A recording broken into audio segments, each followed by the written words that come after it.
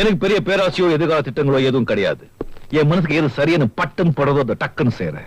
இன்னைக்கு இப்படி இருப்பேன் நேத்து எனக்கு தெரியாது, நாளைக்கு எப்படி இருக்க போறேன்னு இன்னைக்கு எனக்கு தெரியாது. ஆனா பல பேர் சொல்றாங்க நான் அப்படி இருக்க போறேன் இப்படி இருக்க போறேன். நான் சொல்றேன், நம்மளை படிச்ச ஆண்டவனுக்கு ஒருத்தருக்கு தான் தெரியும் யாரு எங்கே எப்போ எப்படி வைக்கணும்னு. நேத்து என்ன கூலியா வச்சிருந்தா இன்னைக்கு நடிகன் ஆக்கியிருக்கா, நாளைக்கு கூலியா இருந்தியா? எந்த கம்பெனில? உங்க கம்பெனியில தான். எங்க கம்பெனிலயா? ஆமா, முதல்ல இங்க வேஷப்பட வரும்போது வேலை இல்லாம இருந்தேன். இங்க இருந்து ஓடி போன பிறகுதான் ஒரு கம்பெனில வேலையை சேர்ந்தேன். சேர்ந்த பிறகுதான் தெரிஞ்சது அது உங்க கம்பெனி என்ன. ஐயோ, இன்னைக்காவது ஒரு நாள் மாட்டிக்க போறோமேன்னு பயம் வந்துருச்சு சார். அதுவும் இல்லாம 4 நாள் இங்க அனுபவிச்ச சுகம் மறக்க முடியல. அதான் நானே போன் பண்ணி ஓடி வந்துட்டேன்.